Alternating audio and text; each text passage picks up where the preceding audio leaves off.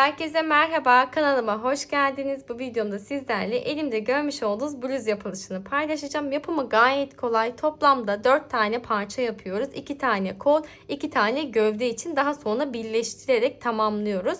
Modelden ayrıntılı bir şekilde video içerisinde bahsediyor olacağım. Yine takıldığınız bir nokta olursa yorum kısmında bana sorabilirsiniz. İpimden de başlangıçta bahsediyorum. Saturdiobi.com'dan temin ettim. Birçok renk seçeneği bulunuyor. Açıklama kısmına linkini bırakıyor olacağım. Tıklayıp inceleyebilirsiniz. Siz de kendinize uygun rengi tercih edebilirsiniz. Şimdi başlangıcına geçmeden önce bitmiş halinin ölçülerini de paylaşmak istiyorum. S beden 36 beden için çalıştım. Beden büyütmesinden de nasıl bahsedeceğinizden video içerisinde bahsediyorum zaten. 45 santim genişliğinde ve şu şekilde ölçtüğümde de 36 santim. Kol ölçüsü ise diktiğim kısımdan itibaren ölçtüğümde 48 santim uzunluğunda. Rakamlarda değişiklik olabilir. Çünkü model yapısı gereği bakın düzelttikçe esneme yapan bir model. Gayet güzel dökümlü salaş bir yapıda oldu. İpin yapısı gereği de çok güzel olduğunu düşünüyorum. 4 yumak vardı. Elimde hala bir miktar ipim kaldı. 4 yumak almanız yeterli olacak. Benimle birebir aynı ölçülerde çalışırsanız. Yapılışına geçmeden önce sizlerden bir ricam var. Videoyu beğenmeyi, yorum yapmayı ve kanalıma abone olmayı unutmayın lütfen. Instagram'da hala takip etmiyorsanız açıklama kısmına linkini bırakıyorum. Tıklayıp takip edebilirsiniz. Orada yaptıklarınızı beni etiketleyerek paylaşabilirsiniz. Şimdi beraber yapılışına geçelim. Öncelikle kullanacağım malzemelerden bahsetmek istiyorum. Bu proje için Lady Yar markasına ait Baby Honey ipini kullanacağım. Bu ipi saturdiobi.com'dan temin edebilirsiniz. Açıklama kısmına linkini bırakıyor olacağım. Birçok renk seçeneği bulunuyor. İstediğiniz renk ile bluzunuzu yapabilirsiniz kolaylıkla. %100 akrilik bir ip, 100 gram 220 metre uzunluğunda ve dokusu inanılmaz güzel. Ördükçe renk kendini daha da güzel gösteriyor. 3,5 numara tığ ile örgümüzün başlangıcını yapıyor olacağız. Videonun sonunda da ne kadar ip kullandığımdan bahsediyor olacağım. Şimdi beraber yapılışına geçelim. İpimin ortasına tığımı yerleştirdim, döndürdüm ve bir tane zincir çekerek başlangıcımı yapıyorum. Şunu söylemek istiyorum. Burada önemli olan modelimizi oluşturabilmek için 13 ve katlarında bir zincir sayısı elde etmemiz gerekiyor. Ben S beden 36 beden çalıştığım için her seferinde 13 13 13 şeklinde sayarak 78 tane zincir çektim. Dilerseniz burada beden büyütmesi yapmak isterseniz üzerine 13 tane daha zincir ilave etmeniz gerekiyor ya da bir 13 tane daha zincir ilave ederek bunu arttırma yapabilirsiniz. Dediğim gibi hep 13 ve katlarında devam ediyor olmamız gerekiyor. Beden büyütmesinde de bunu kullanmanız gerekiyor. Şimdi dediğim gibi S beden 36 beden için 78 adet zincire ulaşana kadar devam ediyoruz. 78 tane zinciri çektikten sonra 78. zinciri parmağımla tutuyorum. 2 tane zincir çektim. Tığım üzerine ipimi bir kez aldım. 78. zincirin içerisinden tığımı geçiriyorum. İpimi çektim. Tığımda 3 tane ilmeğim var. Hepsini tek seferde çekerek yarım trabzanımı yapıyorum. Tığım üzerine ipimi bir kez aldım. Yandaki zincirin içerisinden tığımı geçiriyorum. İpimi çekip tek seferde çekip yarım trabzan yapıyorum. Tığım üzerine ipimi bir kez aldım. Yandaki zincirin içerisine geliyorum. İpimi tek seferde çekerek yarım trabzanımı yapıyorum ve bu şekilde her zincirin içerisine bir tane yarım trabzan yaparak son zincirime kadar devam ediyorum. Sıra sonundaki son zincirimin içerisinden de tığımı geçiriyorum. Şöyle ipimi çekip tek seferde çekerek yarım trabzanımı yapıp sıramı tamamlamış oldum bu şekilde. Daha sonrasında ikinci sıramız için başlangıç yapacağız. Hemen arka kısmına döndüm. 1 2 3 tane zincirimi çekiyorum. Tığım üzerine ipimi bir kez aldım. Hemen dibindeki bakın boşluğun içerisinden tığımı geçiriyorum. İpimi 2 seferde çekerek ikili trabzan yapıyorum. 3 zincirle beraber 2 tane yan yana ikili trabzan yapmış olduk. 1 2 3 tane zincir çekiyorum. Tığım üzerine ipimi bir kez aldım. 1 2 3. boşluğun içerisinden tığımı geçirip bir tane ikili trabzan yapıyorum. 1 2 3 tane zincir çekiyorum. Tığım üzerine ipimi bir kez aldım. Bir tane boşluk atlıyorum. İkinci boşluğun içerisinden tığımı geçirip bir tane ikili trabzan. 1 2, 3 tane zincir çektim. Tığımızı ipimi bir kez aldım. Bir boşluk atlıyorum. İkinci boşluğa gelip bir tane ikili trabzan yapıyorum. Şimdi başlangıçta ne yapmıştık? 1, 2, 3. boşluğumun içerisine bir tane ikili trabzan.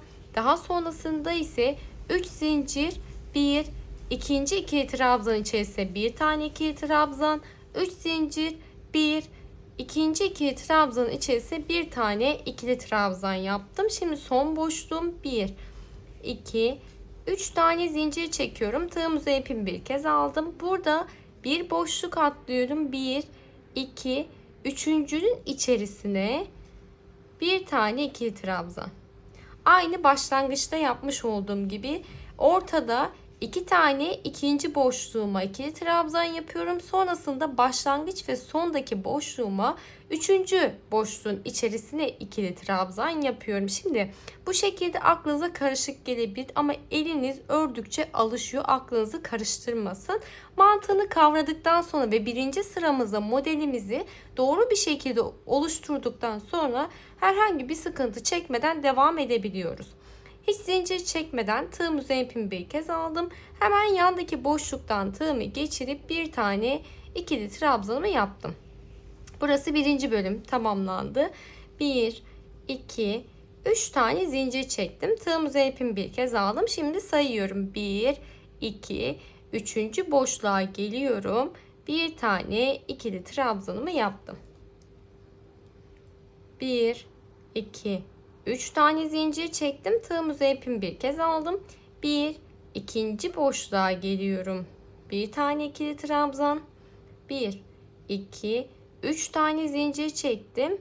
1, ikinci boşluğun içerisine gelip bir tane ikili trabzan yapıyorum. Şimdi dördüncü boşluğumu birinci ile aynı yapıyordum. 1, 2, 3 tane zincir çektim. Tığımızı ipimi bir kez aldım. 1, 2, 3. boşluğumun içerisinden tığımı geçirip bir tane ikili trabzan yaptım. Bakın bu şekilde ikinci bölümümüzü tamamlamış olduk. Tığım üzerine ipimi bir kez alıyorum. Hemen yanındaki boşluğa gelip bir tane ikili trabzan yapıyorum. Bu şekilde yan yana iki tane ikili trabzan yapmış olduk. 1, 2, 3 tane zincir çektim. Tığım üzerine ipimi bir kez aldım. Başlangıçta 1, 2, 3. boşluğumun içerisinden tığımı geçiriyorum. Bir tane ikili trabzan, 1, 2, 3 tane zincir çektim. Tığımıza ipimi bir kez aldım. 1, ikinci boşluğumun içerisinden tığımı geçirip bir tane ikili trabzan, 1, 2, 3 tane zincir çektim. Tığım üzerine ipimi bir kez aldım. 1, ikinci boşluğuma geliyorum. Bir tane ikili trabzanımı yaptım. Şimdi sıra geldi son boşluğuma. 1, 2, 3 tane zincir. Tığım üzerine ipimi bir kez aldım. 1, 2, 3. boşluğuma geliyorum. Bir tane ikili trabzan yapıyorum. Hiç zincir çekmeden tığım üzerine ipimi bir kez alıp yandaki boşluğa gelip bir tane ikili trabzanımı yapıyorum. Bakın bu şekilde 3 kez tekrarlamış olduk. Şimdi sıra sonuna kadar devam ediyoruz. Sıra sonuna kadar geldim. 3 tane zincirimi çektim. 1, 2, 3. zincirin içerisinden boşluktan tığımı geçirip bir tane ikili trabzanımı yapıyorum.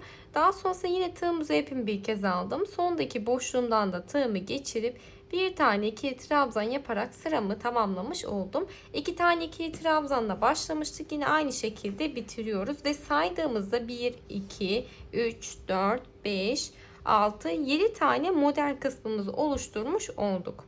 Daha sonrasında örgümün arka kısmına dönüyorum. 1, 2 tane zincir çektim. Tığımıza ipimi bir kez aldım. Burada yandaki ikili trabzanın olduğu boşluğa batmadan direkt 3 zincir çekerek yapmış olduğum boşluktan tığımı geçirdim. 3 tane ilmeğim var. Hepsini tek seferde çekerek yarım trabzanımı yapıyorum. Daha sonrasında aynı boşluğa döndüm. 2, 3 tane yarım trabzanımı yaptım birinci boşluğuma. Tığımıza ipimi bir kez aldım. Buraya herhangi bir batma işlemi yapmadan direkt boşluk kısmından tığımı geçirdim. 1, 2, 3, 4 tane yarım trabzan. Tığımıza ipimi bir kez aldım. Yandaki boşluğa geliyorum. 1, 2, 3, 4 tane yarım trabzan. Son boşluğuma geldiğimde ise 1, 2, 3 tane yarım trabzan yaparak birinci bölümümüzü tamamlamış olduk. Buradaki ikili trabzanların tepesine herhangi bir batma işlemi yapmadan direkt yandaki birinci boşluktan tığımı geçiriyorum ve bir tane yarım trabzanımı yaptım. Şimdi buradaki işlemin aynısına devam edeceğiz. Nasıl başlamıştık? İlk boşluğa 3 tane ikili trabzan, sonrasında 4 3 tane yarım trabzan şeklinde bitirdik. Pardon, ikili trabzan dedim. Yarım trabzan şeklinde tamamlamış olduk. Şimdi ikinci bölümün başlangıcını yapıyorum. Bir tane yarım trabzan yaptım. Aynı boşluğa döndüm. 2, 3 tane yarım trabzan. Yandaki boşluğa geldim. 1, 2, 3, 4 tane yarım trabzan. Yandaki boşluğa geldim. 1, 2, 3, 4 tane yarım trabzan. Son boşluğumuza geldiğimizde ise 1, 2, 3 tane yarım trabzan yaptım. 2 tane ikili trabzana geldiğimde yeni bir başlangıç için direkt boşluğa atlıyorum. Ve tek seferde çekerek bir tane yarım trabzan yapıyorum. Aradaki ikili trabzanlara herhangi bir batma işlemi yapmıyoruz. Sadece boşluklara bir kez daha beraber yapalım. Devam ettim aynı boşluğa. 2, 3 tane yarım trabzan. Yandaki boşluğa geliyorum. 1, 2, 3, 4 tane yarım trabzan. Yandaki boşluğa geldim. 1, 2, 3, 4 tane yarım trabzan. Yandaki boşluğa geliyorum. 1, 2, 3 tane yarım trabzan yaparak tamamlıyorum. Buradaki iki tane model arasında, yani buradaki boşluklarda toplamda ne kadar yarım trabzan yapıyoruz? Beraber sayalım. 2, 4, 6, 8, 10, 12, 13, 14 tane yarım trabzan yapmış olduk. Bakın buradaki sayılar önemli. Hep aynı şekilde yapmamız gerekiyor ki modelimi devam ettirebilelim. Şimdi sıra sonuna kadar devam ediyorum. Sıra sonuna kadar geldik. Son boşluğuma 3 tane yarım trabzanımı yaptım. Sıra sonunda 2 tane yan yana ikili trabzanım var. Burada hiç zincir çekmeden bakın birinci ikili trabzanı atlıyorum. İkinci ikili trabzanın tepesinden, daha doğrusu 3 zincir çekerek başladığım nokta burası. Üçüncü zincirin tepesinden tığımı geçirdim. İpimi çekiyorum. Tek seferde çekerek sık iğne yapıyorum. Yarım trabzan değil, bitiş noktama sık iğne yapıyorum. Daha sonrasında diğer tarafını döndük örgümüzün. 1, 2, 3 tane zincir çektim. Tığım üzerine ipimi bir kez aldım. 1, 2, 3. boşluğun içerisinden tığımı geçiriyorum. Bir tane ikili trabzan yaptım. Bakın tam bu alttaki yapmış olduğum ikili trabzan üzerindeki boşluğa gelmiş oldu. Şimdi 1, 2, 3 tane zincir çektim. Tığım üzerine ipimi bir kez aldım. 1, 2, 3 tane 1, 2, 3. boşluktan tığımı geçiriyorum. Bir tane ikili trabzanımı yaptım. Burada bakın buradaki ikili trabzanın tepesine değil bir önceki boşluğa gelmiş oldu. 1, 2, 3 tane zincir çekiyorum. Tığım üzerine ipimi bir kez aldım. Hemen yandaki boşluktan tığımı geçiriyorum. Bir tane ikili trabzan. 1, 2, 3 tane zincir çektim. Tığım üzerine ipimi bir kez aldım. Yandaki boşluğa geldim. Bir tane ikili trabzanımı yaptım. Bakın şimdi bu alttaki ikili trabzanın tepesine tam şu ortadaki ikili trabzanımız gelmiş oldu. Başlangıçta nasıl başlamıştım? 3 tane zincir çektim. Dönüşümü sağladım. 1, 2, 3. boşluğuma bir tane ikili trabzan. 3 zincir çektim. 1, 2, 3. boşluğuma ikili trabzan. 3 zincir çektim. Hemen yandaki boşluğa bir tane ikili trabzan. 3 zincir çektim. Yandaki boşluğa bir tane ikili trabzan yaptım. Şimdi devam ediyorum. 1, 2, 3 tane zincir çektim. Tığım üzerine ipimi bir kez aldım. 1, 2, 3. boşluğumdan tığımı geçiriyorum. Bir tane ikili trabzan yaptım. Alttaki ikili trabzan tam tepe noktasına gelmiş oldu. Şimdi hiç zincir çekmeden tığımın üzerine ipimi bir kez aldım. Sayıyorum. 1, 2, 3, 4, 5, 6. boşluğumun içerisinden tığımı geçiriyorum. Ve bir tane ikili trabzan yaparak geçişimi sağlamış oldum. Bakın bu şekilde. Ve burada da hemen şu ikili trabzanın tepesine ikili trabzan yapmış olduk. Devam ediyorum. 1, 2, 3 tane zincir çektim. Şimdi buradaki başlangıcımızın aynısını yapıyoruz. Yani modelimizin 3 zincir çektim. Tığım üzerine ipimi bir kez aldım. 1, 2, 3. boşluğumdan tığımı geçiriyorum. Bir tane ikili trabzan.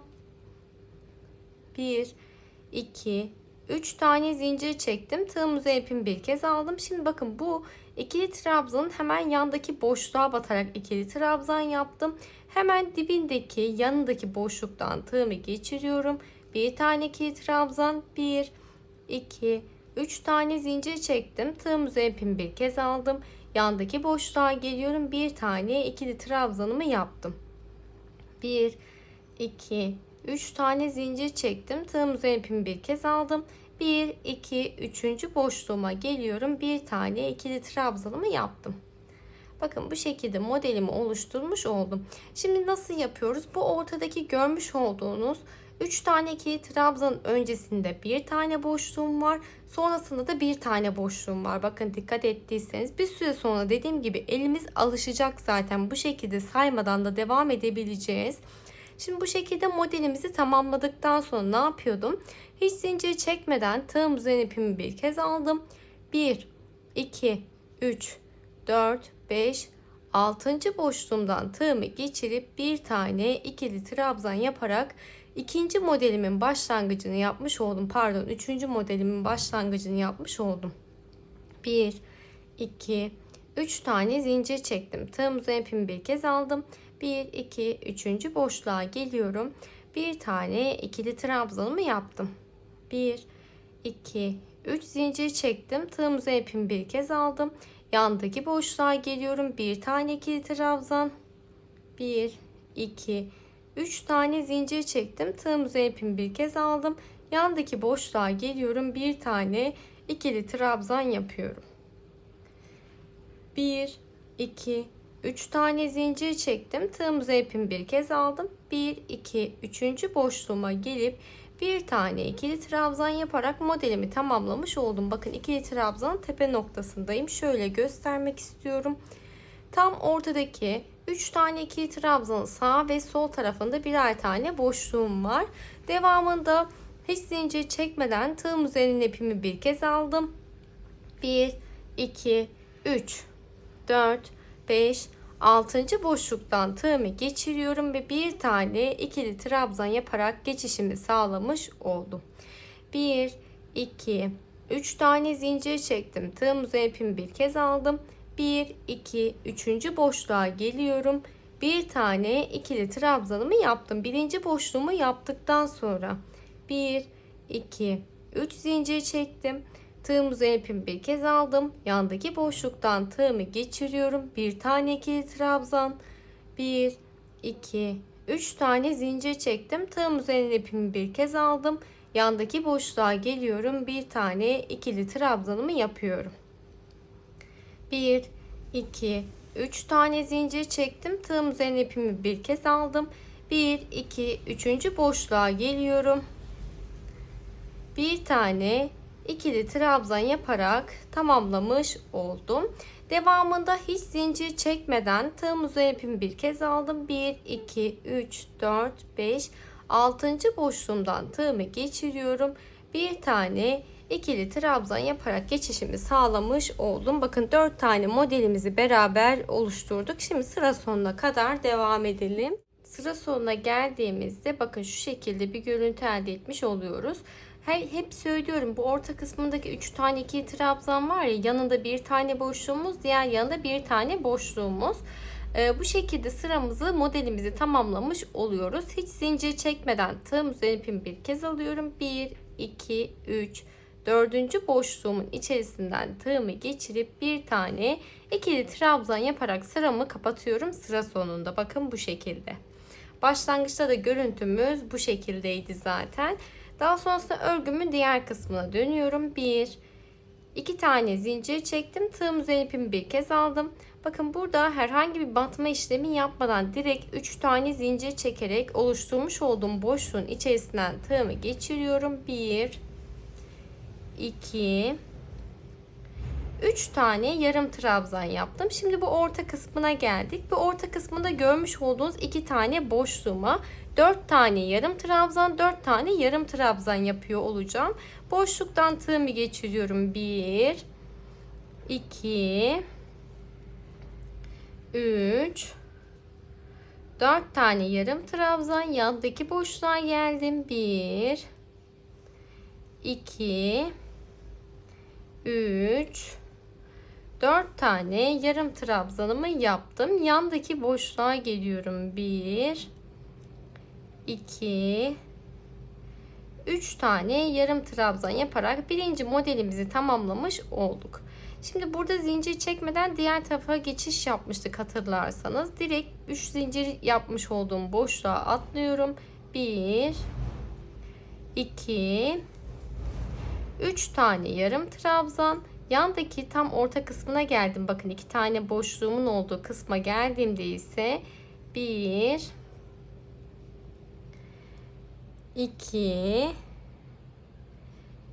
3 4 tane yarım trabzan, yandaki boşluğa geliyorum. 1 2 3 4 tane yarım trabzanımı yapıyorum. Son boşluğa geldiğimde ise 1 2 3 tane yarım trabzan yaparak ikinci modelimi de tamamlamış oldum. Şimdi diğer boşluğumuza geçişimizi sağlıyoruz. Birinci boşluğuma geldiğimde 1 2 3 tane yarım trabzan. Bu orta kısmındaki 2 tane boşluğuma geldiğimde ise 1 2 3 4 tane yarım trabzan, yandaki boşluğa geldim. 1 2 3 4 tane yarım trabzanımı yaptım. Son boşluğuma geldim. 1 2 3 tane yarım trabzan yaparak 3. modelimi tamamlamış oldum. Sıra sonuna kadar hep aynı şekilde devam ediyoruz. Son boşluğuma 3 tane ikili trabzanımı yaptım. Bakın burada 3 zincir çekerek başlangıç yaptığım nokta var. 1 2 3. zincirin içerisinden tığımı geçiriyorum. Tek seferde çekerek sık iğnemi yapıp sıramı tamamlıyorum. Bakın burada devam etmiyoruz. Bu noktada sık iğne yaparak sıramızı kapatıyoruz. Çünkü model kısmımızı tamamlamış olduk zaten sıra sonunda. Bakın sizlerle beraber şimdi sıra sayısı sayarken ben sadece bu yarım trabzanlar yaptığım kısmı sayıyorum. Başlangıçla beraber 1, 2, 3. sıramızı tamamlamış olduk. Örgümün diğer kısmına dönüyorum. Bir sıra daha beraber yapalım ki tam anlaşılır olsun istiyorum bu kısım. 1, 2, 3 tane zincir çektim. Şimdi ikili trabzanlar yapmış olduğumuz şu boşluk kısmını yapıyor olacağız. Tığımızı ipimi bir kez aldım. Burada dibindeki boşluğu saymıyorum. 1, 2, 3. boşluktan tığımı geçiriyorum. Bir tane ikili trabzanımı yaptım. Yani bu alttaki ikili trabzanın mutlaka üzerindeki boşluğa denk geliyor olması gerekiyor ki modelimizde kayma olmasın. 1, 2, 3 tane zincir çektim. Tığımızı ipimi bir kez aldım. Şimdi bakın buradaki tam orta kısmına geliyor olacağız. Yine orta kısmına geldiğimizde aynı şekilde yapacağız. 1, 2, 3. boşluğundan tığımı geçiriyorum. Bir tane ikili trabzan yaptım. İkili trabzanın öncesindeki boşluktayım. 1, 2, 3 tane zincir çektim. Tığımızı ipimi bir kez aldım. Yandaki boşluğa geliyorum. Bir tane ikili trabzan. 1, 2, 3 tane zincir çektim. Tığımızı ipimi bir kez aldım. Yandaki boşluğa geliyorum. Bir tane ikili trabzanımı yapıyorum. Bu şekilde orta boşluk kısmımızı yapmış olduk. Bakın yan yana. Daha sonrasında hem sağda hem solda birer tane boşluğumuz oluyordu hatırlarsanız. 1, 2, 3 tane zincir çekiyorum. Tığımızı ipimi bir kez aldım. 1, 2, 3. boşluğumdan tığımı geçiriyorum. Bir tane ikili trabzanımı yaptım. Tığımızı ipimi bir kez aldım. Hiç zincir çekmeden 1, 2, 3, 4, 5, 6. boşluktan tığımı geçirip ikili trabzanımı yapıyorum. Ve bakın buradaki ikili trabzanın tepe noktasına gelmiş olduk. 1, 2, 3 tane zincir çektim. Tığımızı ipimi bir kez aldım. 1, 2, 3. boşluktan tığımı geçiriyorum. Bir tane ikili trabzan. Bu ortadaki İkili trabzanın hemen öncesindeki boşluğa bir tane ikili trabzan yaptım. Devam ediyorum. 1, 2, 3 tane zincir çektim. Tığımızı ipimi bir kez aldım. Yandaki boşluğa geliyorum. Bir tane ikili trabzan. 1, 2, 3 zincir çektim. Yandaki boşluğa geliyorum. Bir tane ikili trabzanımı yaptım bu şekilde. Devam ettim. 1, 2, 3 tane zincir çektim. Tığımızı ipimi bir kez aldım. 1, 2, 3. boşluğuma geliyorum. Bir tane ikili trabzanımı yapıyorum. Daha sonrasında herhangi bir zincir çekmeden tığımızı ipimi bir kez aldım. 1, 2, 3, 4, 5, 6. boşluktan tığımı geçirip bir tane ikili trabzanımı yaptım. 1, 2, 3 tane zincir çektim. Tığımızı ipimi bir kez aldım. 1, 2, 3. boşluğuma geliyorum. Bir tane ikili trabzanımı yapıyorum. 1, 2, 3 tane zincir çektim. Tığımızı ipimi bir kez aldım. Yandaki boşluğa geliyorum. Bir tane ikili trabzan. 1, 2, 3 tane zincir çektim. Tığımızı ipimi bir kez aldım. Yandaki boşluğa geliyorum. Bir tane ikili trabzanımı yaptım. 1, 2, 3 tane zincir çektim. Tığımızı ipimi bir kez alıp 1, 2, 3. boşluğuma gelip bir tane ikili trabzan yaparak modelimi oluşturmuş oldum. Devamında diğer tarafa geçiş için herhangi bir zincir çekmeden tığımızı ipimi bir kez alıyorum. 1, 2, 3, 4, 5, 6. boşluğuma gelip bir tane ikili trabzan yaparak geçişimi sağlıyorum. Bu şekilde 3 tane modelimizi beraber yapmış olduk. Sıra sonuna kadar devam ediyoruz. Son boşluğumu da yaptıktan sonra herhangi bir zincir çekmeden tığımızı ipimi bir kez alıyorum. Sıra sonunda saydığımda 1, 2, 3 ve 4. boşluğum, yani zincir çekerek dönüş sağladığım noktadaki zincirin içerisine ikili trabzanı yaparak sıramı tamamlıyorum. Bu şekilde. Daha sonrasında örgümüzün diğer kısmına dönüyoruz. 1, 2 tane zincir.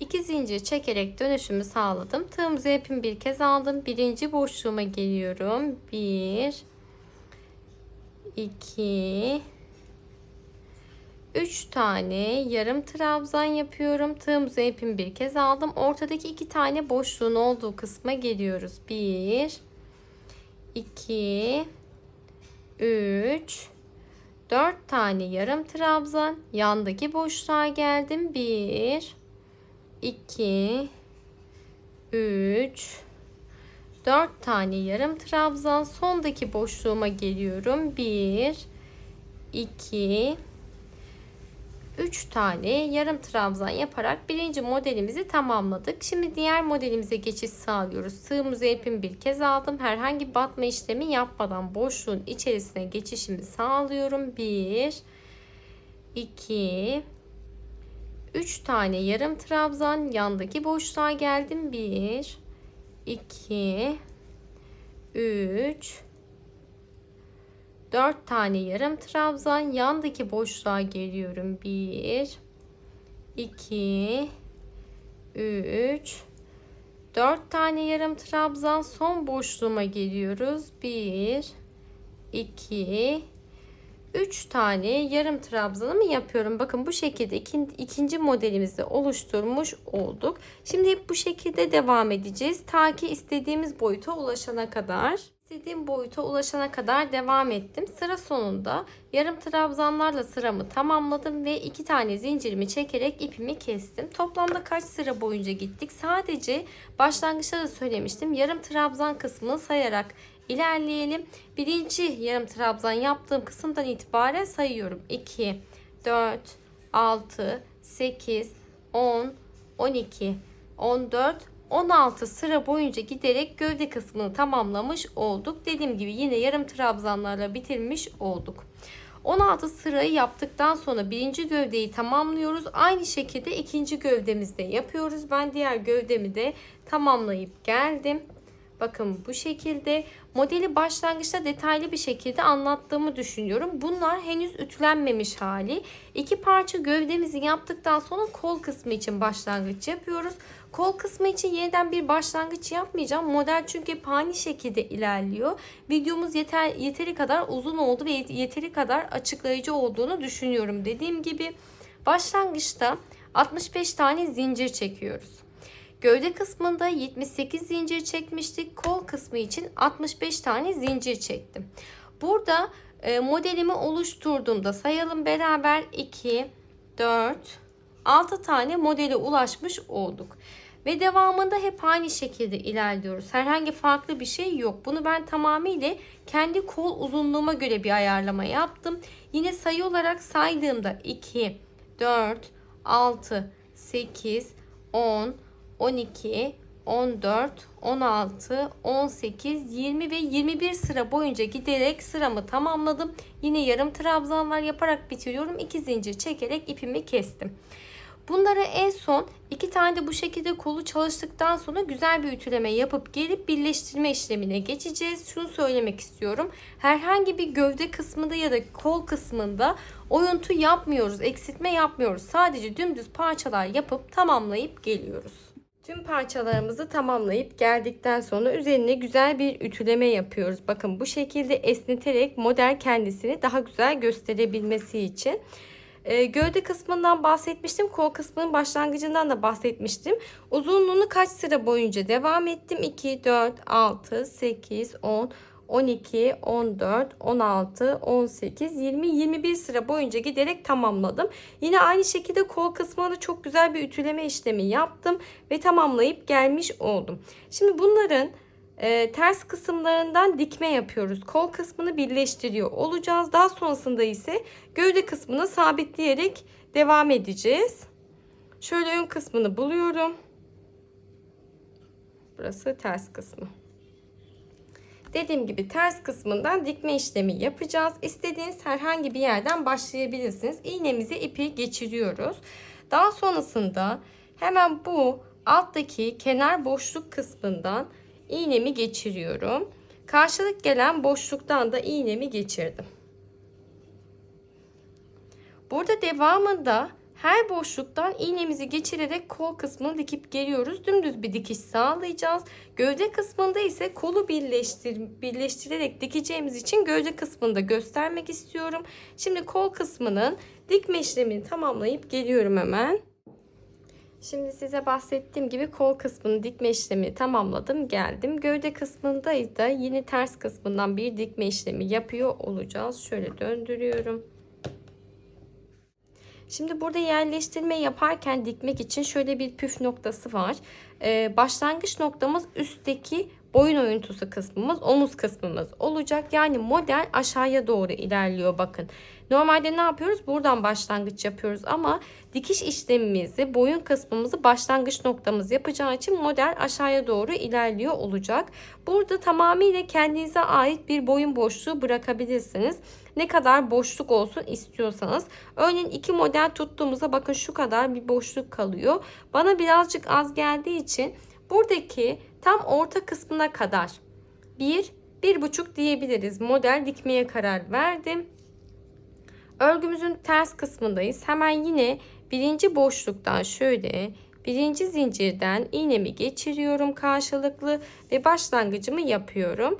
Devamında yine şurada düzeltmem gerekiyor. Karşılıklı zincirlerden iğnemizi geçirerek dediğim gibi 1,5 model dikiyoruz. Burada tamamıyla kendinize göre bir ayarlama yapabilirsiniz. Omuz kısmınıza, boyun kısmınıza tutarak bir ayarlama yapabilirsiniz. Daha açık ya da daha da kapalı olabilir. Şimdi ben 1,5 model bu kısmı dikiyorum. Diğer kısımda da, yani şurada da 1,5 model diktikten sonra boşluk kısmını bir kontrol edeceğim. Ona göre devam edelim.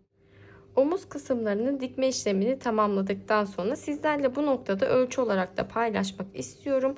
Hemen şu şekilde ölçtüğümde 9,5 santim dikme işlemi gerçekleştirmiş olduk. Şimdi kol kısmına geçişimizi yapacağız. Yine parçalarımızı, modellerimizi şu şekilde eşitleyelim. Hala örgümün ters kısmındayım. Kol kısmı için de aynı şekilde olacak. Model aşağıya doğru devam ediyor olacak. Yani yukarıda kol altı kısmında bizim başlangıç noktamız olması gerekiyor. Şöyle döndürdüğümde evet bu şekilde olması gerekiyor. Şimdi buraya yerleştiriyorum. Modeli mutlaka eşitleyelim bu noktada. Şöyle tuttuğumuzda bakın buradaki modele eşit geliyor. Şuradaki modelime eşit geliyor. Eşit geldiği modelden başlangıcımı yapıyorum kol kısmı için. Hemen öncelikle karşılıklı bir birleştirme yapalım bir zincirden. Devamında açarak buradan dikme işlemimizi diğer tarafa kadar devam ettiriyor olacağız. Hemen şöyle kol kısmını elime aldım. Bu arada dikiş kısmı kol altı kısma gelmesi gerekiyor.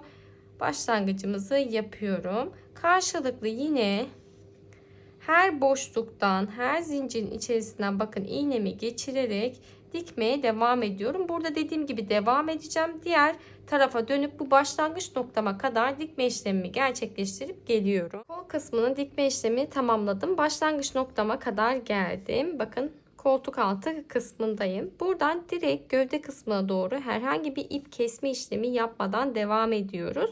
Burada gövde kısımda önemli olan nokta modellerimizi eşitleyebilmek. Diğer türlü görüntü olarak çok güzel gözükmeyecektir. Farklı hiçbir şey yok. Dümdüz dikişimize devam ediyoruz. Burayı tamamladıktan sonra şöyle göstermek istiyorum. Bu kısmı tamamladıktan sonra yine aynı şekilde diğer kol kısmında sabitleyip geliyorum.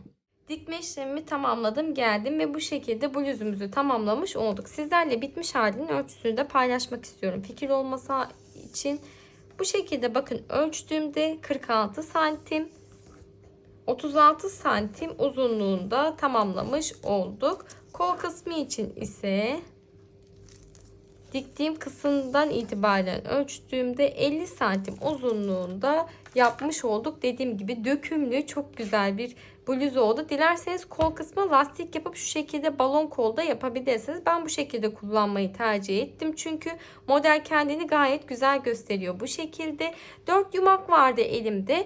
4 yumağımdan hala birazcık elimde var. Benimle birebir aynı ölçülerde çalışacaksanız 4 yumak yeterli olacaktır. Videoyu beğenmeyi, yorum yapmayı ve kanalımıza abone olmayı unutmayın lütfen. Bir sonraki videoda görüşmek üzere. Hoşça kalın.